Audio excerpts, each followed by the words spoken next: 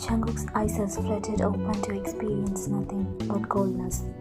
He remembered pretty well that he slept last night with you in his embrace, but waking up to your feeling of emptiness made a frown appear on his face. He made grabby hands towards where your body should be, but to his disappointment, you weren't there. He rubbed his eyes while getting off of the bed and searching for you like a kid, searching for his mother.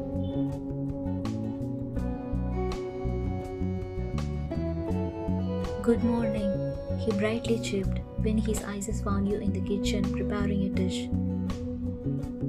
You were shocked to hear such a bright voice, and when you looked up, you found a half-sleepy Jungkook standing at the door of the kitchen, flashing his bunny smile at you. "Good morning. I'm really sorry. I'm a little late. Just wait for a few minutes. I will serve the breakfast soon." You shuddered.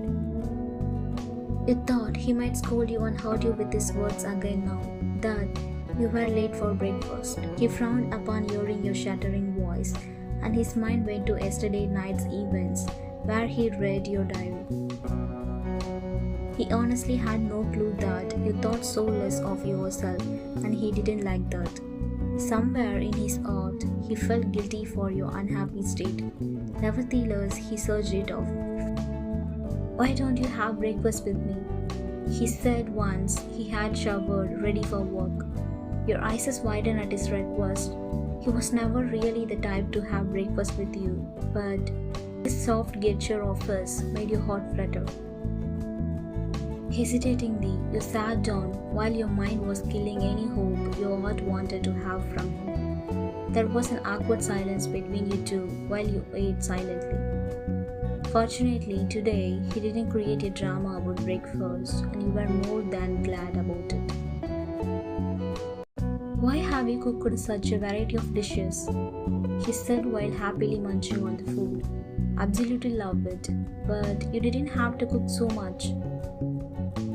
Shifted in your seat uncomfortably before saying, "Yesterday you went to office empty stomach, and I don't know if you had dinner after your party or not. So I cooked as much as I could for you," you said nervously.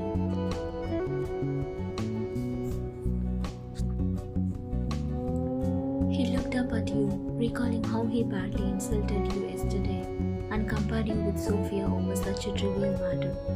Your eyes sprinkled with tears as he recalled the event, but you pushed them back with all your might. He wanted to apologize to you for all he did, but his ego wouldn't let him. He simply hummed in response before trying to initiate another conversation.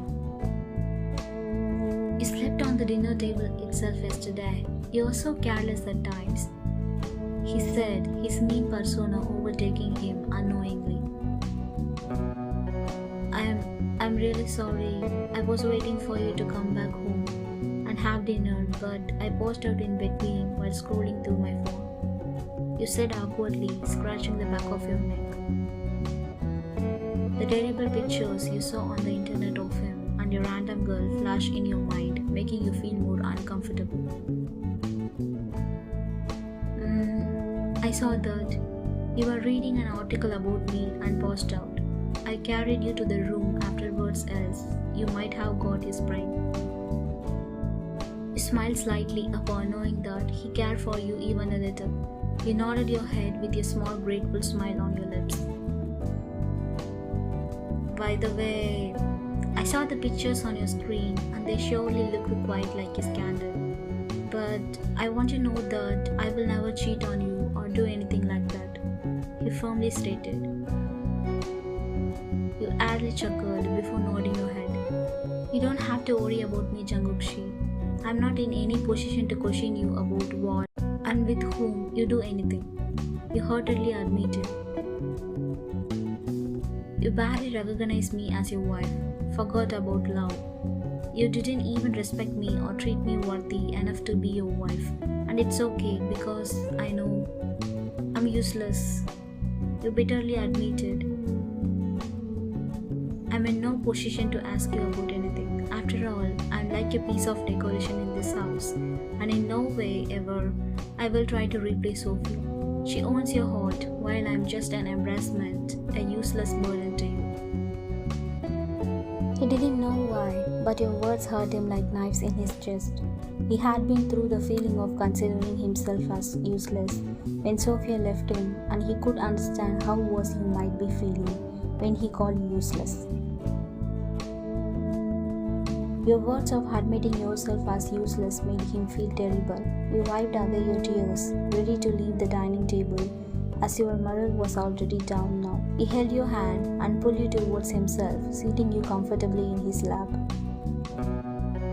You were stunned to feel the sudden proximity between you two, and what you hated the most was your heart, which was beating like crazy for him. Don't do this. Don't call yourself such names. You chuckled bitterly before saying, "It's the truth. That's what, even when you think." He clenched his fist in anger. He was realizing his mistake now, and thankfully, it wasn't too late to apologize. I wanted to say something. I wanted to say that I'm really sorry, Ryan. I think you know how short-tempered I am. I know I'm not easy to handle. Please forgive me. Your eyes widened at hearing his words.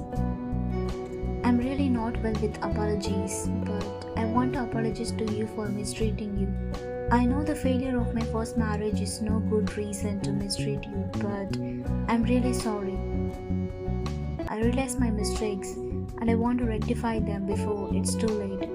So, will you please accept my apology and give me another chance? I promise I will treat you well, like you deserve to be. You looked at him with dreamy eyes. You couldn't believe that the man you craved for the most was really ready to start over everything with you. You weren't the type to hold grudges, and a simple apology was more than enough for you. You nodded your head while shyly looking down and hiding your face in your hands. He blushed seeing your reaction before placing a soft kiss on your forehead. He hugged you tightly before muttering, "I'm glad you gave me another opportunity. I will make sure you never regret it, and I promise I will treat you well, Ryan. Would you like to go on a dinner outside tonight?" he asked. But what's the need to? Before you could complete, he stopped you by saying, "Let me be a good husband to you for once." However, before you could answer again, a storm was already waiting for you at your doorstep. The ringing of the doorbell snapped you out of your first love moment. Using it as an escape to run away from your shyness, you opened the door only to see one particular face, which you have seen more than yours. Your blood ran cold as the red-haired lady stood in front of you with searching eyes. Jungkook trailed you upon finding you gone for long. "Ryan, what's wrong? Where are you?" Before he could complete his sentence, he froze in his path, seeing the person right in front of his eyes. His hands were trembling while his eyes were already moist. Your eyes fell on her hands, her ring finger precisely, which still had the wedding ring of Jungkook on her wedding. Closing your eyes, you hoped for the best, but you know your heart was about to shatter at any time now. Sophia? He cracked with the desperation filled in his voice.